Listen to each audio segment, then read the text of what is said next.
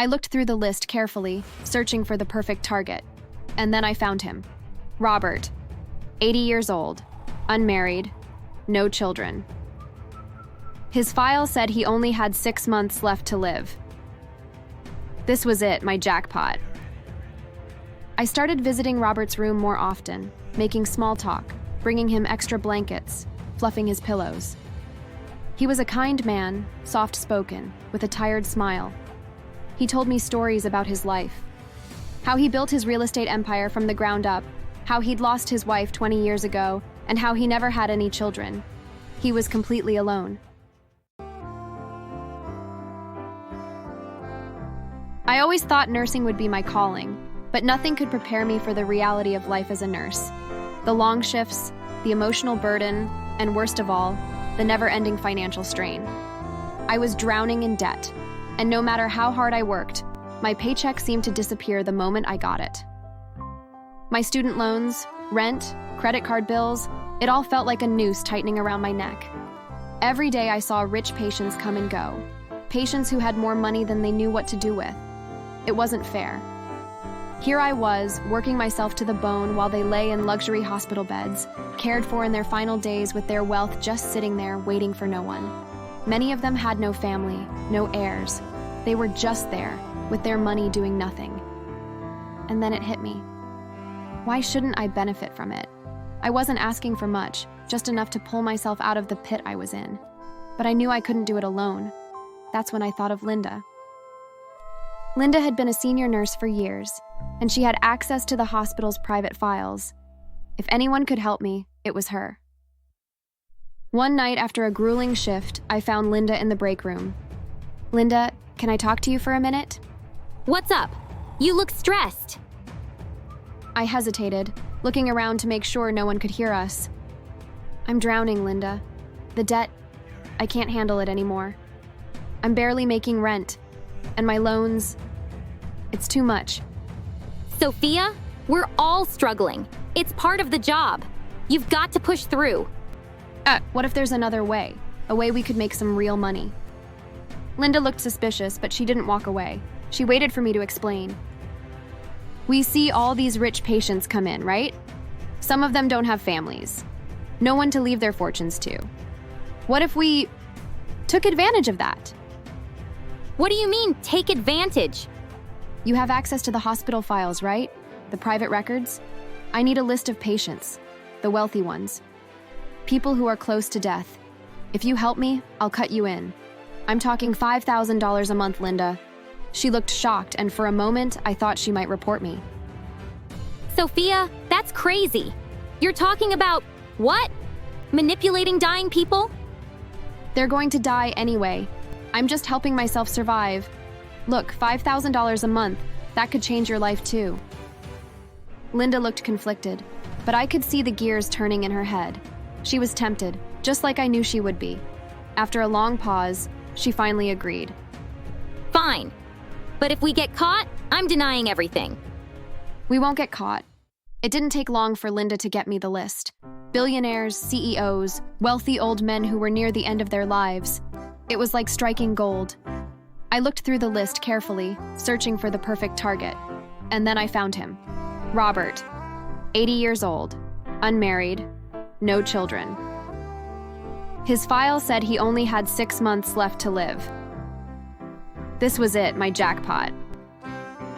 I started visiting Robert's room more often, making small talk, bringing him extra blankets, fluffing his pillows. He was a kind man, soft-spoken, with a tired smile. He told me stories about his life. How he built his real estate empire from the ground up, how he'd lost his wife 20 years ago, and how he never had any children. He was completely alone. Mr. Robert, you've lived such an interesting life. It must be hard being alone now. It is sometimes, but I've had a good run. Not much time left, but I've made my peace with it. That was the opening I needed. Over the next few weeks, I continued to visit him, always attentive, always caring. When he was discharged, I made my move. Mr. Robert, I know you don't have anyone to look after you at home. I could help. Be your caregiver. Make sure you're comfortable in your final months. He looked surprised at first, but grateful. Sophia, you do that? That's very kind of you. I knew I had him hooked. Of course. You've done so much for others. It's the least I can do. 2 weeks later, I moved into Robert's house. It was huge, an old mansion that reeked of history and wealth. I couldn't believe my luck.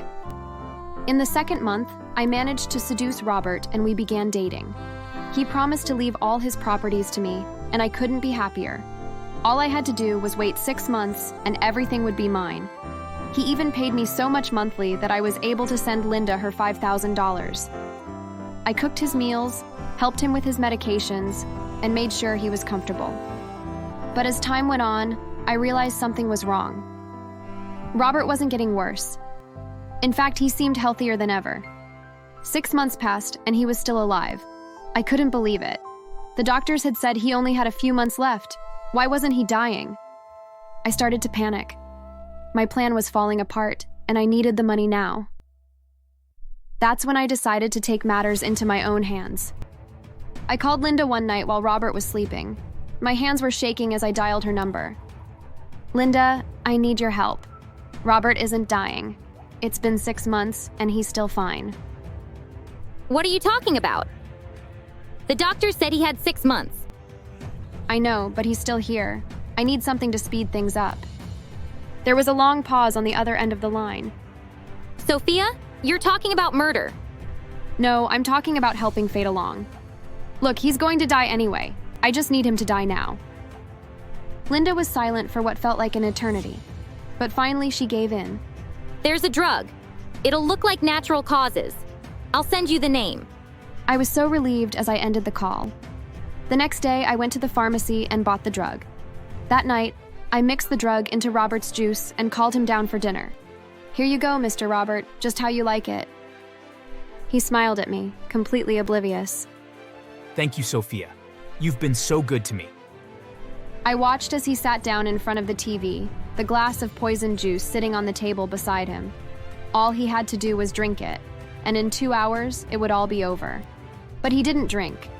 Instead, he started watching TV, completely engrossed in the program. Aren't you going to drink your juice? I'll drink it in a bit. Don't worry. I was getting anxious. Why wasn't he drinking it?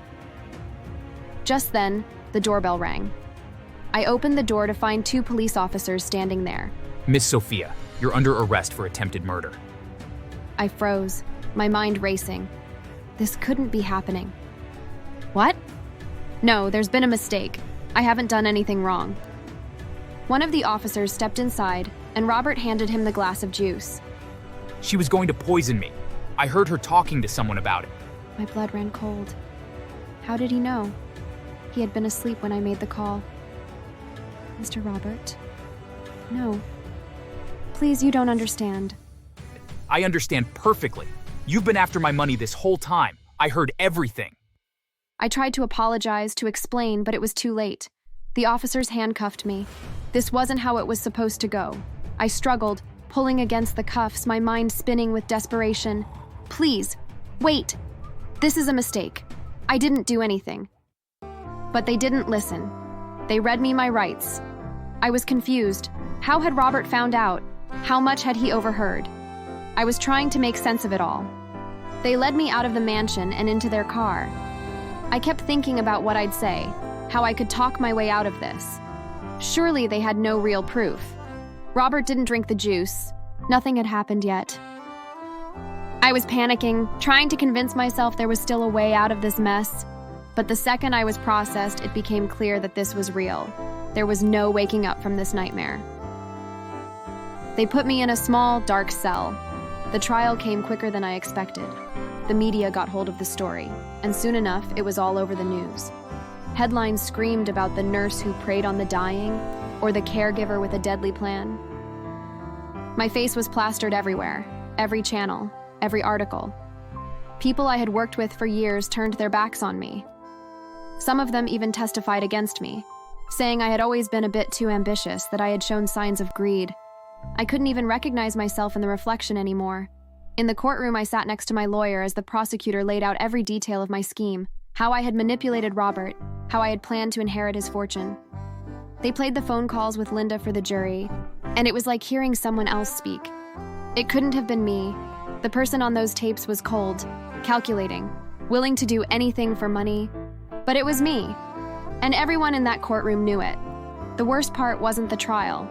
It wasn't even the judgment day when the jury came back with a guilty verdict. It wasn't the years I knew I would spend in prison. The worst part was seeing Robert sitting in the back of the courtroom, looking disappointed. He had trusted me, and I had betrayed that trust for money. Linda was also arrested and given the same 25 years as me. Our licenses as nurses were seized to never be used again. In prison, I had more than enough time to think, to wonder how everything had gone so wrong. If only I had only stopped myself, if I hadn't let greed consume me, maybe things would have turned out differently. I kept thinking about the moment I decided to approach Linda. That was the moment everything changed. That was the moment I sealed my fate. I thought I could outsmart everyone. I thought I could beat the system and take what I thought I deserved. But in the end, all I did was destroy my life. Sometimes I think about Robert, alone in his mansion. I wonder if he's still alive, still wondering why I did it. He'll probably never know how close I came to ending it all for him. I thought I could change my life by taking someone else's fortune. Instead, I lost everything that mattered. Linda died in jail 5 years later. She had a serious fight with some of the inmates, and one of them managed to poison her.